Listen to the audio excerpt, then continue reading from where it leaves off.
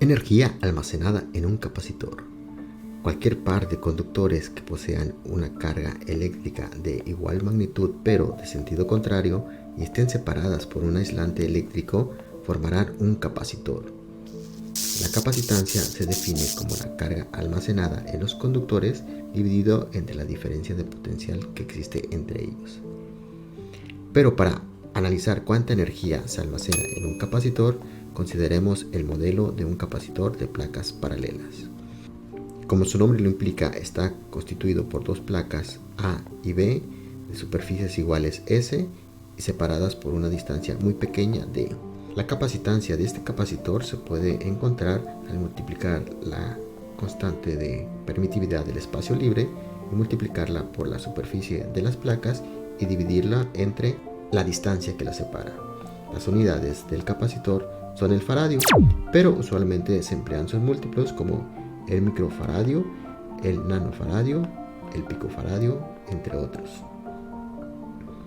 Para analizar la energía que se puede almacenar en este capacitor, alimentémoslo con una fuente externa, es decir, con una batería. Instantáneamente se cargarán las placas. Examinemos punto a punto qué es lo que ocurre.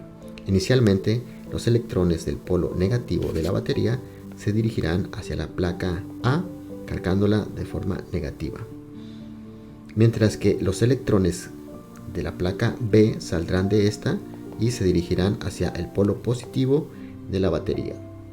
Al principio no cuesta mucho trasladar la carga desde la placa A hacia la placa B o viceversa, es decir que en un momento dado habrá inicialmente una cantidad pequeña de carga, considerando que no se ha cargado totalmente el capacitor. A medida que esta carga aumenta, se requiere más energía para aumentar dicha carga, y esto es debido a que existe un campo eléctrico. El campo eléctrico es una medida vectorial de la fuerza debido a las dos cargas dividido entre una carga de prueba Q. La fuerza eléctrica está dada por la ley de Coulomb y puedes ver más en este video que te dejo por aquí. Las unidades del campo eléctrico son el Newton sobre Coulomb o también volts sobre metro. Bien, la energía está relacionada con el trabajo interno que realiza el campo eléctrico para trasladar una carga, por ejemplo, de la placa A, que consideremos que es positiva, a la placa B. Consideramos positiva porque al final de cuentas la carga que estará en la placa B será positiva. Y aquí algo interesante, que sin importar la trayectoria que se siga desde la placa A hasta la placa B, el resultado será el mismo, y esto es debido a que la fuerza se dice que es conservativa. Entonces todas estas líneas azules representan la misma cantidad de energía. Y el trabajo interno desarrollado por el campo eléctrico es igual, en este tipo de sistemas, al negativo del cambio de energía potencial. Es decir, el valor de energía potencial inicial, o desde el punto A, menos el valor de energía potencial en el punto B. De fundamentos de física sabemos que el trabajo desarrollado es igual a la fuerza por la distancia, pero en este caso estamos hablando de una fuerza que es la fuerza eléctrica, la cual podemos despejar de la fórmula anterior y representarla como la carga por el campo eléctrico, que multiplica a la distancia, pero en este caso consideramos un vector de desplazamiento que se dirige de A hasta B, que se simboliza por el diferencial de S, y es una cantidad vectorial. Como se trata de dos cantidades vectoriales, se realiza la operación de multiplicación punto. Si estamos hablando de un valor de carga pequeño, lo podemos expresar como un diferencial de carga, al igual que un diferencial de energía potencial, estableciéndolo de esta manera. Ahora, al integrar ambas partes, podemos encontrar que el cambio de energía potencial es igual al negativo. Aquí podemos sacar la carga, ya que es una constante, integrar desde el valor inicial hasta el valor final el campo eléctrico multiplicando al vector de desplazamiento de S. Y aquí es donde aparece justificada la trayectoria indistinta que se siga para llegar desde A hasta B. Pero un caso particular es cuando el campo eléctrico es uniforme y además es paralelo a la trayectoria que se sigue. En este caso, como el campo eléctrico es uniforme, podemos calcular el cambio de energía potencial como el valor de la magnitud del campo eléctrico por la integral desde A hasta B por el vector de desplazamiento de S.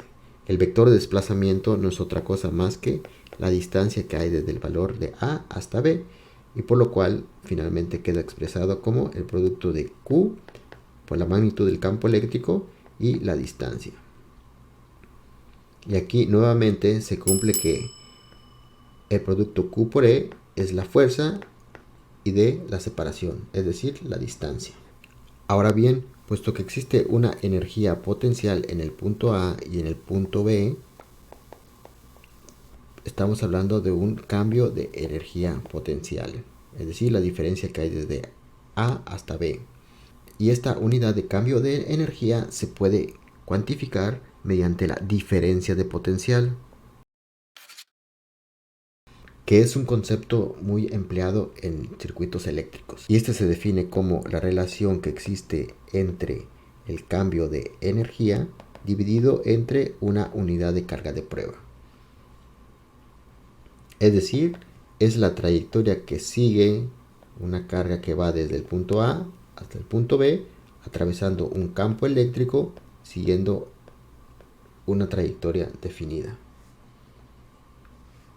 Nuevamente, si el campo eléctrico es constante, entonces se queda expresado como la carga por la magnitud del campo eléctrico por la distancia, y otra vez dividido entre la carga, quedando finalmente el negativo del campo eléctrico por la distancia.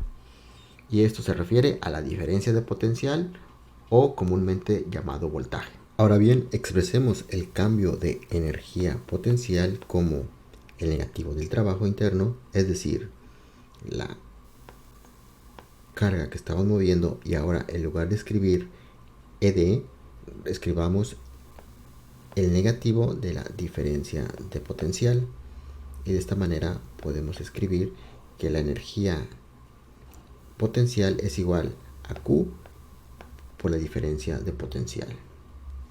Regresando a nuestro modelo de capacitor, consideremos que inicialmente está descargado y que existe una carga Q igual a 0.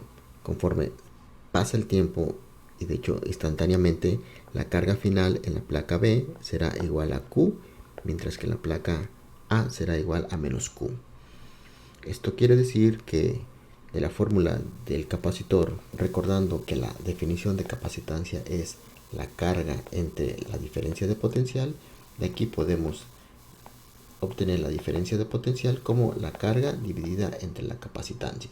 Por lo cual podemos escribir ahora el cambio de energía como Q y la diferencia de potencial, escribirla como esta cantidad que es Q sobre C. Recordando que esta carga es la carga final que tendrá el capacitor. Podríamos bien utilizar una letra mayúscula. Lo que nos interesa es calcular la energía. Finalmente, como sabemos que el cambio de energía es igual al trabajo, entonces podemos expresar el trabajo como la cantidad de Q multiplicado por Q sobre C. Al integrar esta cantidad de trabajo desde un punto A hasta B, es decir, desde el valor de carga inicial 0 hasta Q, entonces estaremos encontrando la energía en la placa B, que es el valor final.